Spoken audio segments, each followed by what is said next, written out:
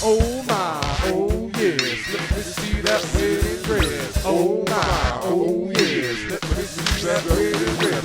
Oh my, oh yes, let me see that wedding dress. Oh my, oh yes, let me see that wedding dress. Let me see that wedding dress. Let me wear it in the flesh. Don't you take another step. Don't you make another move, or I will knock your goddamn teeth out while I'm jamming to this groove.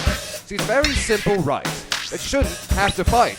But the case of the situation leads us to this proclamation. Give it the time to get out of my sight. See, I'm very tired of all you old turd burglars and Bible cheaters thinking that we haven't seen the light.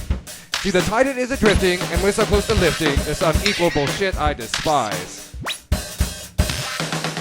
We celebrate the fact that we were all created equal by our Creator, equal but different, and for a purpose. He showed us that purpose in the Garden of Eden, Adam and Eve. This is all about marriage that results or potentially can result in the procreation of children.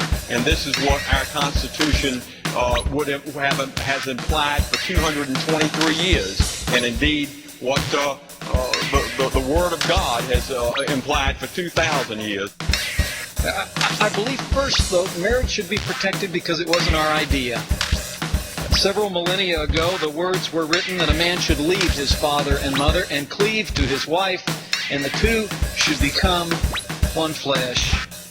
It wasn't our idea, it was God's idea.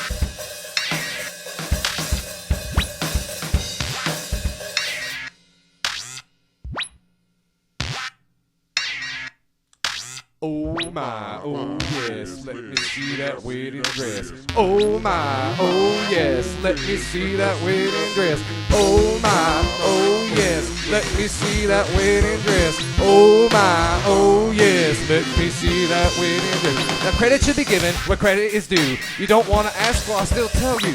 We're getting the best training down on the block, thanks in large part to Mr. Big Boss Barack. So you're around with American flags and little cardboard signs that read God hates fags. Well, we got freedom of speech, so motherfucker, you good, but you best not come around into my neighborhood. Except one foot around me with your message of hate, and me and my soldiers gonna have a debate. I'm gonna shoot you point blank with some 44 magnums. I take bodies and stack them.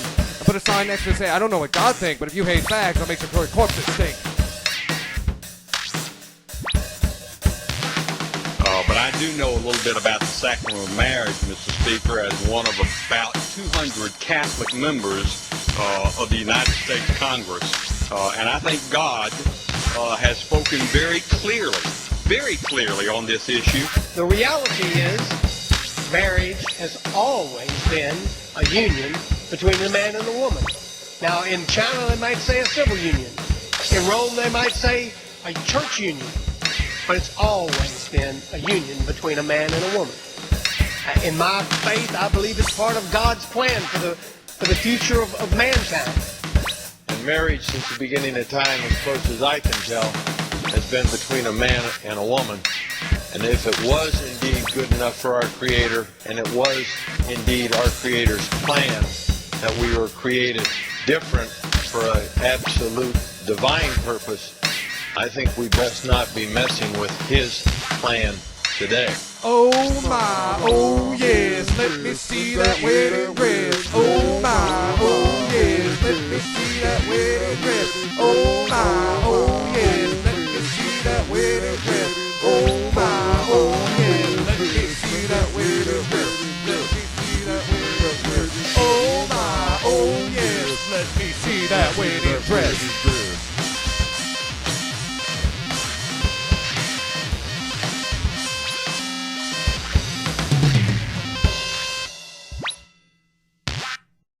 A woman went to Florida with her partner of 18 years and their 3 children. Getting on a cruise ship, one of the women had an aneurysm, was rushed to the hospital, followed by her partner of 18 years, who she had a domestic partnership with, durable powers of attorney, every document signed.